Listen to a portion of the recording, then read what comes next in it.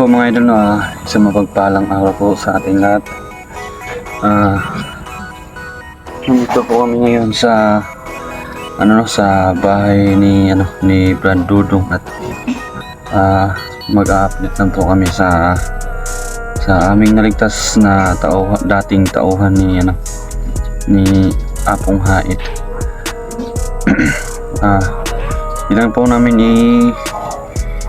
ipapakita yung paligid ng bahay ni Brad Dudong para for safety na lang po, no? At ano lang po natin yung naligtas po namin na may konting katanungan lang po tayo, no? Sa taong ito kung ano talaga yung mga nangyari nung siya pa ay nabihag at yung pagkapatay sa kanyang commander na si Apong Hait. So yun mga idol, dito ngayon update na po namin yung mga nangyari sa kanya nung siya pa ibihag. Sana itong taong to na naligtas namin, sana yung pagbabago niya ngayon, sana tuloy-tuloy na to at hindi siya magta-traitor sa amin, no? Kasi kung ano man yung magagawa namin na kailangan magbago siya, gagawin po namin yun para makatulong sa kanya, para tuluyan na siyang magbago, no? Na mas yung buhay niya, na hindi maano yung buhay niya dun sa sa mga kalaban, no? Yeah, yun. Actually namin kasi hindi naman daw masyadong malalim yung sugat niya, hindi ko gusto sa puno. Tapos medyo marami lang parang mga galos dun sa katawan niya at may mga bukbok, may mga pasa sa katawan niya. Laki-laki yung sugat na tulo ba? Sir? Yeah, si James po, mga idol. Ano ba kanito bro? James. Para tao siya si Lebron? James.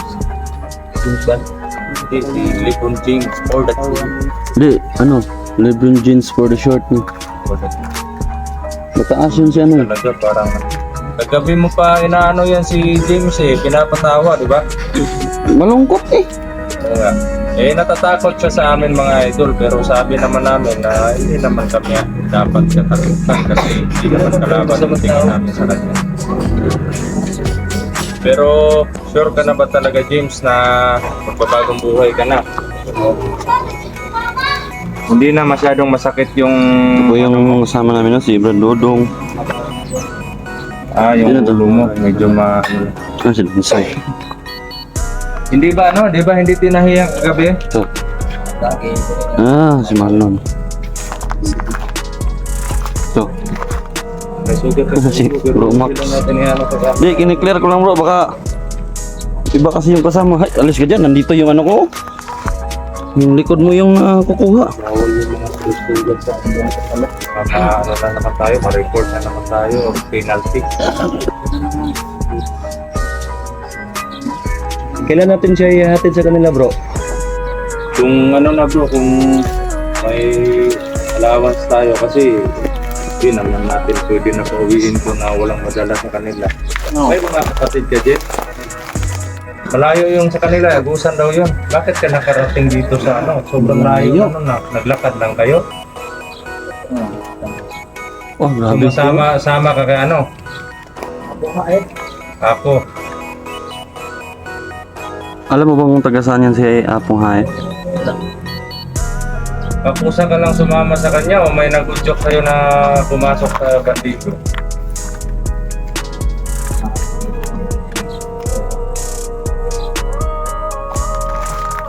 Kumbaga Nakit sa ni Turo bro.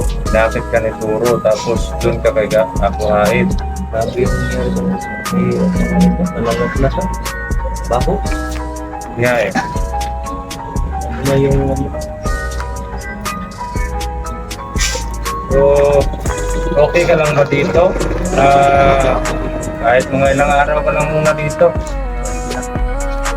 Sure ka ba na hindi mo alam kung saan dinala yung kasama mo tong binihag ni Turo? Kaya kapalo, basta di dalang bro ko kay Ibalin, nilagot. At may ano pa yung mata niya, di ba? Hindi Oo. mo nakita masyado. Kaya hindi siya nakikita.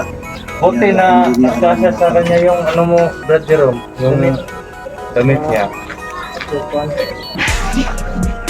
Huwag kang matakot dito bata. Mabait ko si Bradodong. Lalo naman itong mga kasama natin yan, Max Conlang, Dante Augusto, at si Marlon at si Jules at si Jerome. Pamilya kami dito. Hindi bahala sa'yo bata. Nakakauwi ka ng safety. Wag mo lang kaming ano yun? Traidor. Oo, wag ka mag-traidor sa amin. Kasi Trader pa ginawa sa mo yun, amin. yan yung malaking pagkakamali na gagawin. Sisirahin ka lang eh. Di iba yung tira ng Atid na lang sa ano. sa isip ko bro. Di baka mag-vendor ba? Kasi alam mo na yung tinitira natin dito eh. Yan o, tinatawanan na naman ni Julius yan o. Hindi, pinapatawa ko lang bro kasi sobrang seryoso bro. Isipin yung ano, Sobrang seryoso. Sobrang seryoso. Hindi, mas mabuti nang tumatawa kapag umuwi. Pero sabi ng nag-dressing sa kanya kagabi, ano lang, parang hindi nakatagos doon sa bungo niya. Hindi umabot doon sa Maliit lang. sa putok or sa bungo. Kaya hindi na lang tinahid. Sa palagay mo, saan ba natama yan? Kamagong or kutsilyo? Or ano ba yung bagay na inano sa ulo? Kamagong guro mo. Kamagong? Kaya parang pinalo siya. Parang pinalo. Malaki yung bukol eh, no? Sa ulo niya. Pero yung sa katawan mo, Hindi ka man nagre kayo. abunog lang. Pasa lang yung nasa katawan nila. Anong ibig sabihin ng bunog, bro? Pasa. Abi napupuni ng inaog. Iba yun. Makati yun. Wala ka bang ibang bunog dyan? Meron bro. Bro, Hindi, meron pa bro. Kagabi kasi, Doon sa kanyang bula-bula. Doon, may bunog doon. ay dato-dato. Yung kagabi kasi mga idol, Tayo masyadong seryoso. pinapatawa namin to kasi parang nanginginig siya sa Huwag amin. kang mahiya tumawa. Pero ngayon Okay naman kami bro, huwag ka lang vibes na lang umiyak. ngayon. So ano James, Wala na tayong magkakapatid dito. ano ba yung dahilan kung bakit naisipan mo pumayag doon sa alok ng Turo na maging partido o maging masamang tao? Ito manggod nito ah. Suhay na kunin. So hindi, yung tinatanong ko, bakit mo ginusto na maging masama or nganong nagigusto man mo nga madaotan ka nga tao? I-hypnotize ka o ipugos lang ka ni Turo? Ito ako nito. Pinilit siya nito.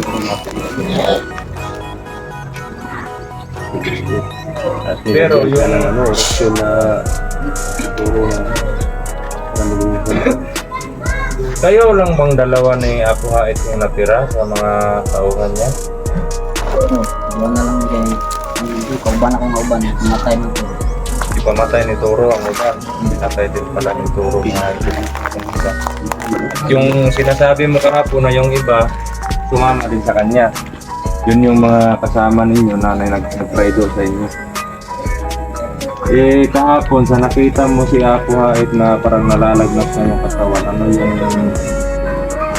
naramdaman mo sa nakita mo yun? Nasaktan ka ba o kumbaga natakot ka? Pero yung nakahiga sa kabila, hindi mo kilala yun? Yung pinatay namin? Ila ko ito si Edward. Ayun yung siguro.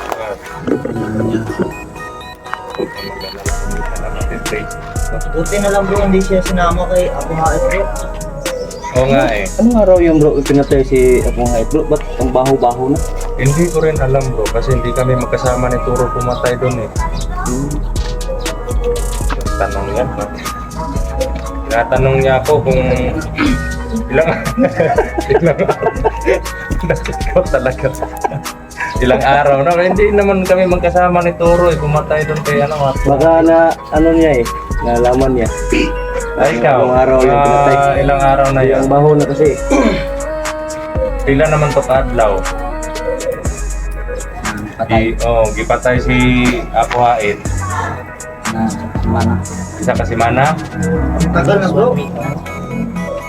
Kaya pala naglas na. lumubo na. Huwag mo nga anuhin, Julius. Huwag mong masyadong pinapatawa mo kasi eh.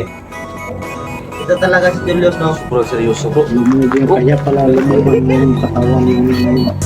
Napakita pa ng quest. Kahit kasi Oo, di ba? Masayahin na, hindi na malungkot. Yan o. Julius mga idol yan. Sobrang ano talaga. mabiruin kasi.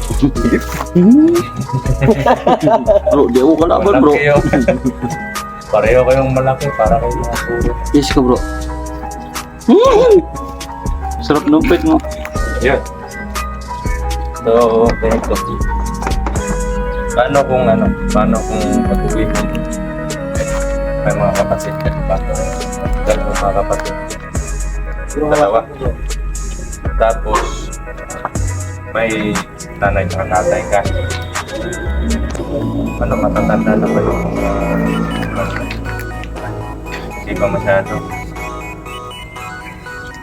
Pag uwi mo doon, ano yung gusto mong dalhin doon sa kanila?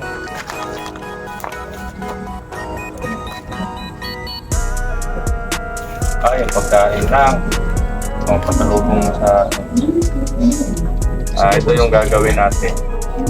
Hindi kaya magkaka yung pamilya niya bro. Ito siya nakauwi. Baka pagdating mo rin, itakin ka ng tatay mo kasi matagal kang nawala. Baka akala nila patay ka na. Siguro bro. Hindi ako makapaniwala eh. Hindi ako makapaniwala mga idol, no?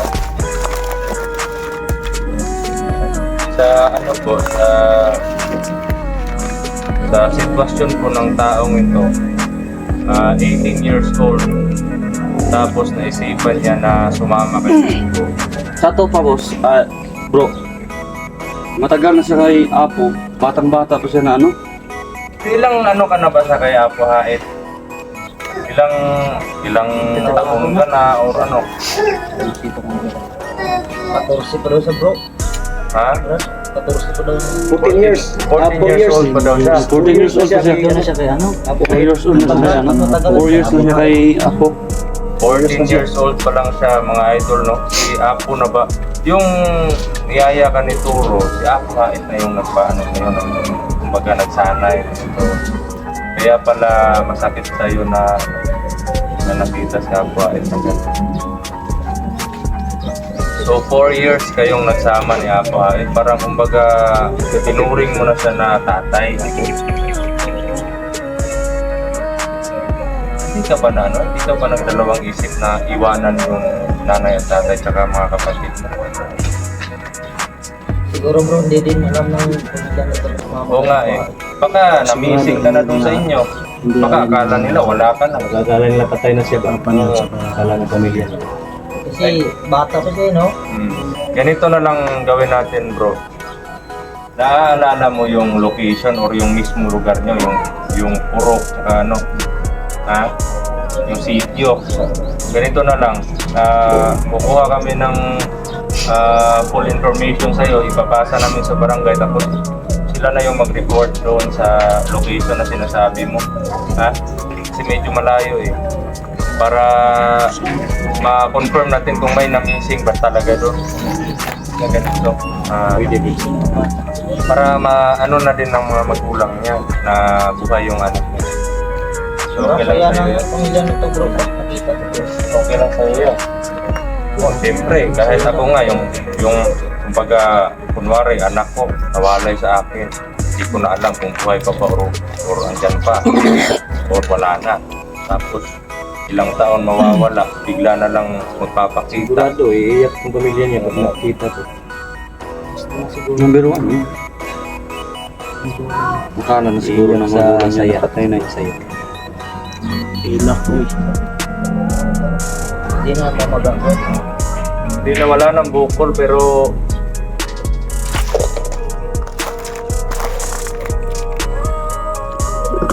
yeah. Buti lumusot Parang tayo ganyan dun, no? yung ano.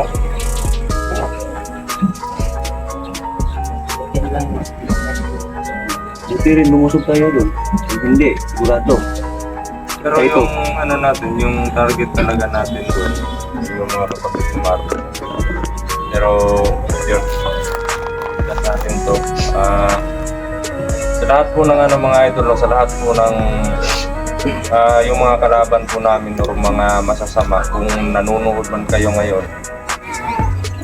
pag nakakita po kayo ng hunters or wala yung mga commander sa tabi ninyo, kung gusto nyo magbagong buhay, huwag po kayong matakot, huwag kayong lumaban sa amin kung gusto nyo magbagong buhay. Magsabi na lang kayo na tulungan namin kayo na magbagong buhay para matulungan namin kayo makatakas sa kamay ng mga commander ninyo. Ganun na lang yung gagawin. Kasi hindi naman kami talaga masama. Hindi naman kami basta-basta mapatay na lang ng tao na gusto magbago. Katulad nito, kung tinatanim pa namin sa galit sa puso namin yung mga galit namin sa mga ginagawa ng mga taong ito or ng mga kalaban, di sana nung nalaman namin kahapon na tao ni Apo Ha ito, pinatay na namin ito. Hindi na namin tinulungan. So ganun yung gagawin natin mga bro. Ito naman tayo, di ba, yung mission natin magligtas ng buhay, kaya gagawin natin kung sino yung gustong magbagong buhay, inaanyayahan po namin kayo magbago. No?